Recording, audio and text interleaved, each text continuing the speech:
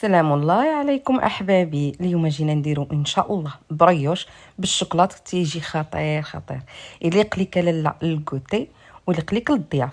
نبداو على بركه الله. بسم الله. عندي هنا واحد نصف كاس ديال سكر حبيبات، كنزيد عليها لالا واحد المعلقه كبيره عامره مزيان بالخميره ديال العجين، ها هي خميره حبيبات.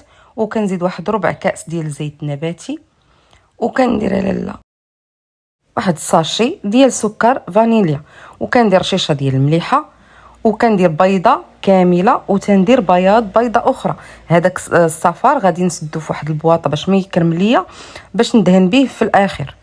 عندي هنايا كنزيد واحد اليوغورت اللي هو بالفانيليا، او ليلا باغيه دير ما باغياش سميتو هذا الدري ديال الفانيل كديري يوغورت طبيعي.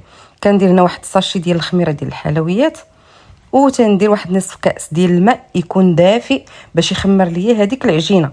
كنجي كنحرك كلشي مزيان، كنخلط المكونات مزيان مزيان، وطربيه لاله مزيان. باغيه ديري الفوي ديريه ماشي مشكل، انا درت هنا غير بيدي وخليته واحد 5 دقائق. وهنا مباشره كنزيد الدقيق. عندي هنا هزت لي 4 ديال الكؤوس ديال الدقيق.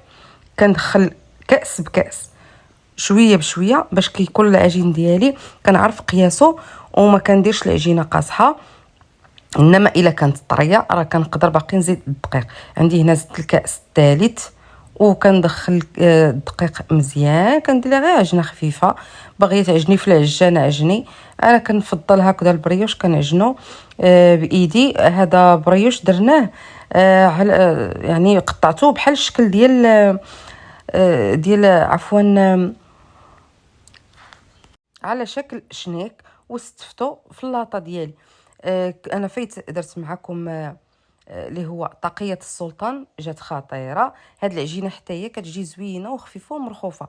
هنا من بعد ما دخلت 4 الكيسان ونصف ديال الدقيق الابيض، كنزيد واحد الملعقه كبيره في الاخر حتى كنجمع الدقيق. عاد كنزيد ملعقه كبيره ديال الزبده. وها نتوما شتي العجينه كتبقى طريه طريه هكذا، وكنخليها كنغطيها مزيان ونخليها تختمر تماما حتى كيتضاعف الحجم ديالها. ها هي هنا كنعاود نديكازيها صافي، وكنحطها في سطح العمل.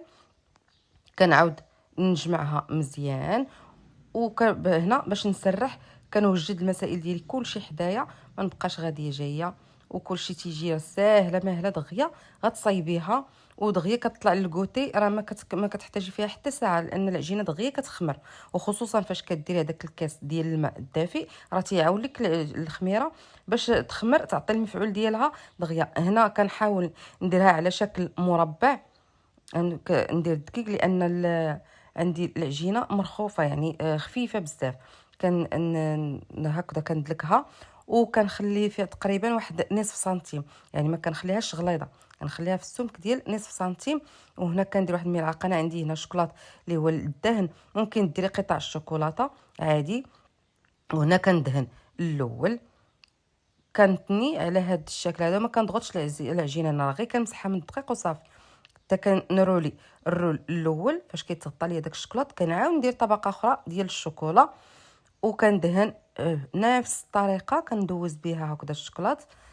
راه قلت لكم الا عندكم ما عندكمش هاد الشوكولاته ديال الدهن، ممكن ديروا غير قطع بحال الشكل اللي كنديروا الكرواسون. وهنا كنعاود نتني حتى كنتني مزيان، يعني ها نتوما كنجبد الاطراف باش كيجيني الرول مقاد. وتنتني مزيان، كنسوسها مزيان من الدقيق. وكنهز واحد اللاطه او طاوه اولا ديال المهم فاش كديروا الكيك، كندهنها بشويه ديال الزيت، وكندير عليها رشيشه ديال الدقيق.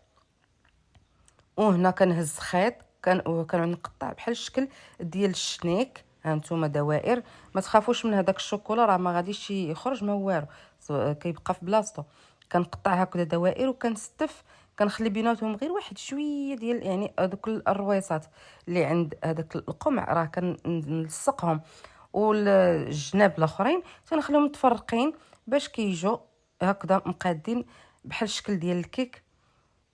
وتنستف كلشي على الفران. انا فايت دايره كيسخن، وكنكمل الكميه ديالي حتى كنسالي.